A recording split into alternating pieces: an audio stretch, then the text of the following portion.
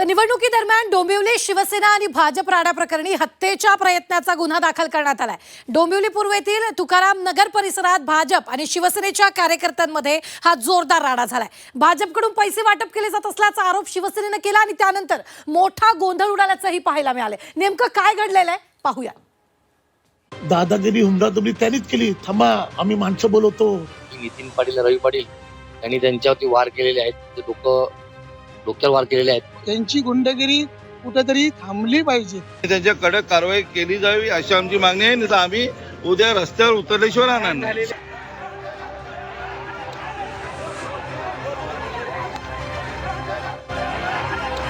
डोंबिवलीमध्ये भाजप आणि शिवसेनेमध्ये सुरू असलेले राडे काही संपायचं नाव घेत नाहीयेत।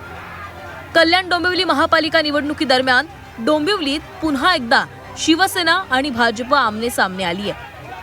डोंबिवली पूर्वेतील तुकाराम नगर परिसरामध्ये भाजप आणि शिवसेना शिंदे गटाच्या पदाधिकारी आणि कार्यकर्त्यांमध्ये जोरदार राडा झाला। पॅनल क्रमांक 29 मध्ये प्रचार सुरू असताना हा प्रकार घडलाय। या पॅनलमध्ये भाजप आणि शिवसेना वेगवेगळे निवडणुकीच्या रिंगणामध्ये उतरलेत। भाजपकडून मतदारांना पैसे वाटले जात असल्याचा आरोप शिवसेनेनं केलाय। रविवारी शिवसेनेनं भाजप उमेदवारांना पैसे वाटताना रंगेहात पकडल्याचा दावा केलाय। पैसे वाटणाऱ्या एक महिला आणि 3 पुरुषांना पोलिसांच्या ताब्यात देण्यात आलं। पोलिसांकडून ठोस कारवाई न झाल्यानं शिवसेना संतप्त झाली आणि सोमवारी रात्री पुन्हा शिवसेना आणि भाजपचा गोंधळ झाला। शिवसेना उमेदवार नितीन पाटील यांनी भाजपवर पैसे वाटल्याचा आरोप करत गोंधळ घातला। भाजप आणि शिवसेनेच्या कार्यकर्त्यांमध्ये जोरदार हाणामारी झाली। या हाणामारीत भाजप उमेदवार आर्या नाटेकरांचे पती गंभीर जखमी झालेत। शिवसेनेचे 2 उमेदवार नितीन पाटील आणि रवी पाटील हे देखील यामध्ये जखमी झालेत आणि या राड्यानंतर शिवसेनेच्या उमेदवारांनी अर्धा तास रस्त्यावर ठिय्या मांडला। दादागिरी हुंडाबंदी त्यांनीच केली। थांबा, आम्ही माणसं बोलवतो। आणखीन त्याच भगतवाडीमध्ये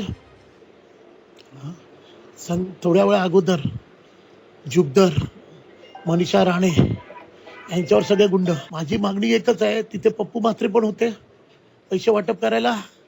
नाटेकर पैशाची बॅग घेऊन पळाला, त्याच्यावर हेमंत म्हात्रे पळाला। कोणी सांगितलं मला तुमच्या पक्षात या, मी त्यांच्या पक्षात गेलो नाही म्हणून तुम्ही माझ्यावर दडपशाही घालाल का? मला लोकशाही मला अधिकार दिला नाही का मला कुठे जायचं की नाही जायचं? कोण आमदार, कुठले आमदार? चव्हाण साहेब काय बोलले ते? या माझ्या पक्षात। भाजपच्या पदाधिकाऱ्यांनी मात्र शिवसेनेच्या उमेदवारांवर आरोप केलेत। शिवसेनेनं डोंबिवलीमध्ये दहशत पसरवली असून त्यांच्याकडूनच आमच्या कार्यकर्त्यांवर हल्ला करण्यात आल्याचा आरोप भाजपच्या जिल्हाध्यक्षांनी केलाय। इंदुनाथ नाटेकर आमचे उमेदवार आहेत, ते एम्समध्ये ऍडमिट आहेत आणि दुसरा व्यक्ती सचिन हॉस्पिटलला ऍडमिट आहे। त्यांच्या सांगण्यानं असं कळालं की नितीन पाटील रवी पाटील यांनी त्यांच्यावरती वार केलेले आहेत। डोक्यावर वार केलेले आहेत समजलं। आता आतमध्ये जाऊन बघितलं तर ते बेशुद्ध अवस्थेत होते। हे पूर्ण डोंबिवलीमध्ये माहिती आहे, हे ढोंगी लोक आहेत। आज जो नाटेकर तो बिचारा कधी कोणाच्या मध्ये नसायचा, त्या माणसाला ह्या लोकांनी कोयत्याने मारलेले आहे। अक्षरशः त्याच्या डोक्याची आज नस तुटलेली आहे। एम्स हॉस्पिटलला तो ऍडमिट आहे। यांची गुंडगिरी कुठेतरी थांबली पाहिजे आणि नागरिकांना पण समजलं पाहिजे की हे दहशतीखाली लोकांना घाबरवून ठेवतात। या प्रकरणी आता 7 जणांवर गुन्हा दाखल करण्यात आलाय। हा संपूर्ण राडा सुरू असताना शिवसेनेचे कल्याण ग्रामीणचे आमदार राजेश मोरे घटनास्थळी पोहोचले आणि त्यांनी आंदोलनकर्त्यांची समजूत काढली। जर पैसे वाटणाऱ्यांवर कठोर कारवाई झाली नाही तर रस्त्यावर उतरण्याचा इशारा त्यांनी दिलाय।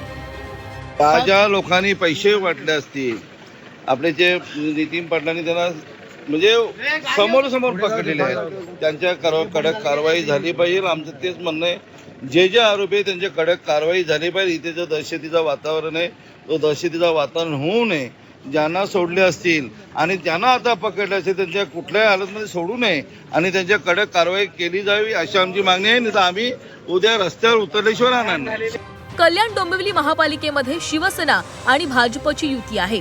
असं असलं तरी प्रभाग क्रमांक 29 मध्ये मात्र दोन्ही पक्ष एकमेकांसमोर उभे ठाकलेत। या प्रकारामुळे युतीमधील अंतर्गत कलह पुन्हा एकदा चव्हाट्यावर आलाय।